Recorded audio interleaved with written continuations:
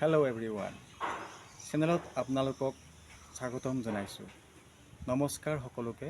মই আপোনালোকক মোৰ আজি এই নতুন ইউটিউব চেনেলত সাদৰ সম্ভাষণ জনাইছোঁ।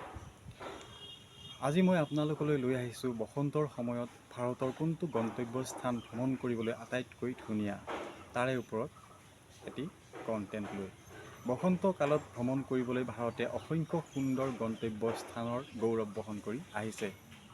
প্ৰত্যেকেই নিজৰ অনন্য মনোমোহতা প্ৰদান কৰা পৰিলক্ষিত হৈছে। আজি ইয়াত তাৰেই কেইটামানৰ বিষয়ে ক'বলৈ ওলাইছোঁ। ১ নম্বৰ, কাশ্মীৰ। কাশ্মীৰক সততে পৃথিৱীৰ স্বৰ্গ বুলি কোৱা হয়। কাশ্মীৰত বসন্তকালত ফুলি উঠা টিউলিপ, সজীৱ বাগিচা আৰু বৰফেৰে আবৃত শৃংগ সঁচাকৈ চাবলগীয়া আৰু শ্ৰীনগৰ, গুলমাৰ্গ আদি ভ্ৰমণ কৰিবলগীয়া ঠাই।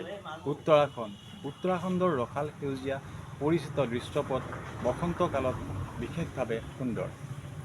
ইয়াতেই Nainital, Mussoorie, valley of flowers আদি ঠাইৰ পৰা ফুলি উঠা ফুলবোৰ আৰু বৰফেৰে আবৃত মনোৰম পাহাৰৰ আচৰিত দৃশ্যসমূহ দেখা যায়। ৩. হিমাচল প্ৰদেশ। বিশেষকৈ হিমাচল প্ৰদেশ হৈছে বসন্তকালত মানুহৰ চকু কপালত তুলিব পৰা আন এখন হিমালয়ৰ ৰাজ্য।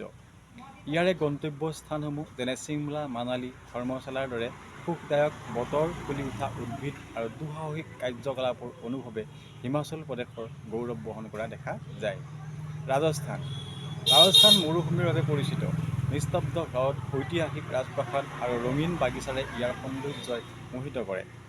বসন্তই মৃদু উষ্ণতা আনে, যাৰ ফলত এই ৰোমান্টিক চহৰখন অন্বেষণ কৰাৰ বাবে ই এক আদৰ্শ সময়। মেঘালয়, পূবৰ স্কটলেণ্ড বুলি উল্লেখ কৰা এই মেঘালয় উত্তৰ-পূব ভাৰতৰ এক লুকাই থকা ৰত্ন।